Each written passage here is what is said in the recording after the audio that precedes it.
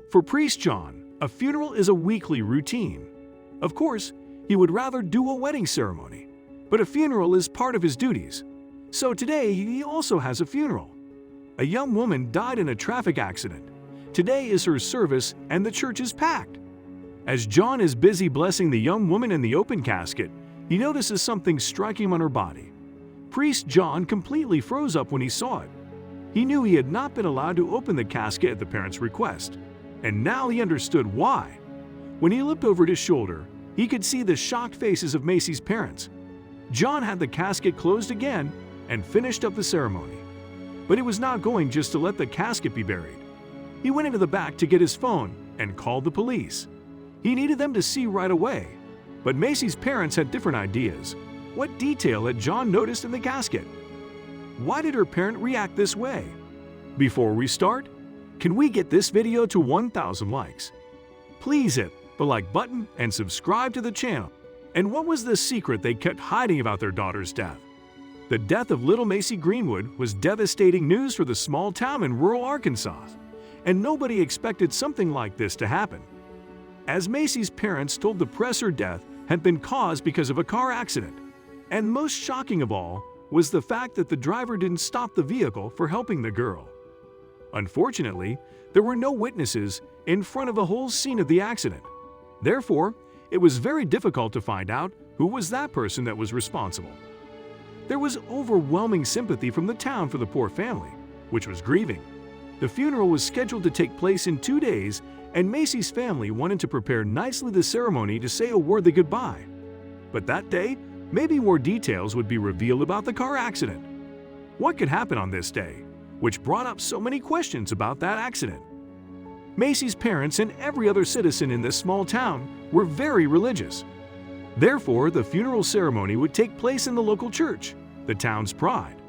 Everyone was very sad about this car accident and crying shame death of the little girl. The family decided that everybody deserved the chance to say a proper goodbye to the little girl. Of course, on the day of the funeral, the church was full of people. Poor Macy was at the foot of the altar in a closed casket, as her parents had requested.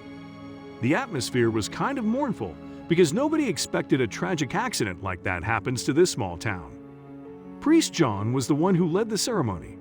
He was an old man. The priest was asked to bless the young girl before everybody could walk by the casket, but he could not do this when the lid closed. So he decided to open the casket. After a while, something very unexpected happened. The priest decided to open up the casket, and the parents had been shocked. Actually, this was something that parents has already asked to not happen. But now, it was too late for the parents to stop him. When the priest lays his eyes on the young girl in the casket, he notices a detail that makes him freeze in the middle of his blessing. What did he see? Priest John tried to quickly regain his composure and finish the blessing before closing up the casket again. He actually didn't know how to react exactly to what he just saw inside the casket. When he turned around, Macy's parents were looking at them with pure fear in their eyes. What did they hide from everyone? John knew for sure that he didn't want to make the situation seem weirder than already was. So he invited the quest to row by row and walked past the casket to say their goodbyes. But he was not going to stay for this. He didn't know how to react to this situation or what to tell the parents. The priest, before leaving the church, requested his 2 assistants to make sure this process ran smoothly and to make sure that nobody else opened up the casket again under any circumstances, not even Macy's parents. Meanwhile, John went into the back room of the church to get his phone. He knew he needed to alert the police in order to investigate what happened there. They needed to come to check this out before Macy was buried in the ground. This was actually the weirdest thing that ever happened to him through all these years. While the priest was being connected to the right police department, Macy's parents were terrified and they walked into the back room and closed the door behind them. Obviously, they didn't want nobody else to witness this. They started bargaining with the priest not to call the police or tell anybody about what he had seen in the casket. The priest at that exact moment had been started to afraid for his life and his health. When the line finally connected to the police department, the priest had no doubts about what he had to do. He asked the police to come right away to the church because he wanted to show them something. The priest was standing in front of the parents "Send everyone home," he said, before the police arrived.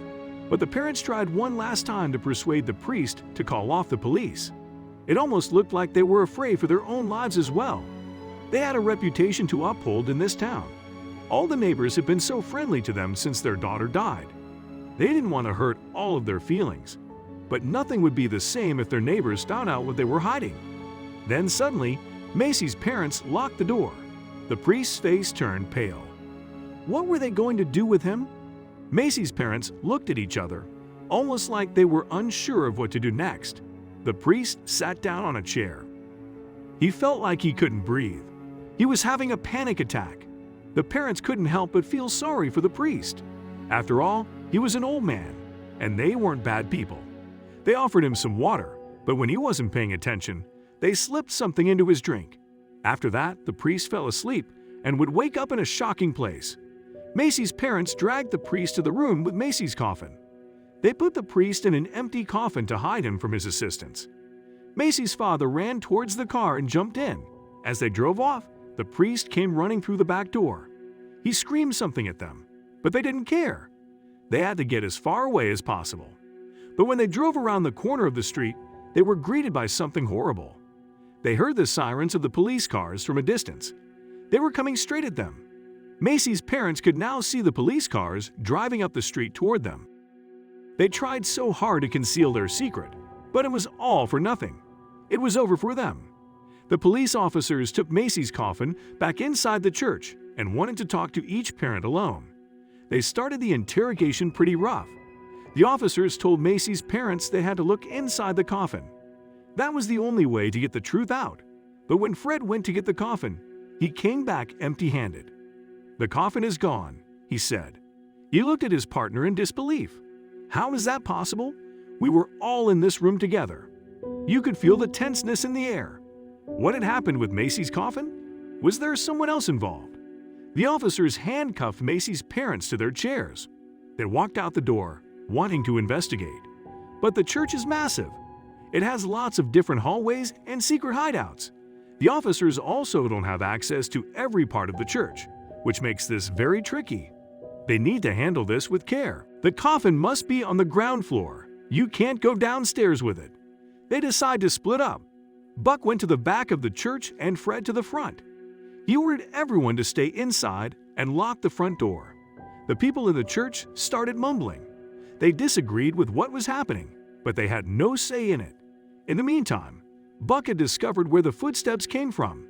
He walked as silently as he could, gripping his gun on his belt. He wasn't going to use it, but he needed it for protection. He opened the door slightly, just enough to see what was happening on the other side. Someone was standing over Macy's coffin. "Put your hands where I can see them," he shouted, "and turn around slowly." The man over Macy's coffin froze. He put his hands up in the air and turned around. "Hello, Buck," he said. "Nice to see you again." Buck couldn't believe his eyes. He dropped his gun and stood there, confused for a second. Then, Fred came running through the door. He had heard Buck shouting. He held his gun in his hand and pointed it at the man. "Stand down, Fred," Buck said. "I know this man." "Who were you then?" he asked the man. Buck answered for him. "This is Jack, my old partner. He quit the LAPD last year to join the FBI. So what is he doing here? If he is FBI," Fred thought. He noticed Jack was holding something in his hand. He nodded at Buck to look at it too. Jack sprinted towards the door and tried to run through Buck and Fred. But they grabbed him by his arm and pushed him against the wall. "You are going to tell us everything you know, Jack?" Fred said in a demeaning tone. Jack knew it was over. Buck and Fred took Jack to the room with Macy's parents. They expected to see surprised faces, but that wasn't the case. Macy's parents looked at Jack with disbelief. It almost looked like they were disappointed to see him. Jack was sat across from Macy's parents. They looked defeated at each other. Then they started talking to each other. Jack apologized to Macy's parents. He failed them. Buck and Fred demanded an explanation. Jack started talking. "It all started when I met Macy's parents at a parents' meeting. My daughter goes to the same school as Macy did. We became friends and confided in each other. I told them about a special operation I was working on," Jack continued. "It was top secret, but I needed their help. I was tailing a notorious bank robber at that time and had to hide some evidence. Buck and Fred listened carefully. This was something they had never dealt with before. It was never meant to go this way, Jack said remorsefully. Macy came over one day to play with my daughter. I wasn't paying attention. Then suddenly, Macy was gone. Jack looked at Macy's parents. I thought you guys came over and picked her up. But when I saw the news the following day, I knew that wasn't true. I searched your house to find the evidence I gave you to hide. But when I couldn't find it, I knew you guys took it with you. Jack opened his hand and revealed a disc. FBI was drawn on the top with big letters. Macy's parents had hidden the evidence in Macy's coffin. They thought no one would ever be able to find it then. But they were wrong.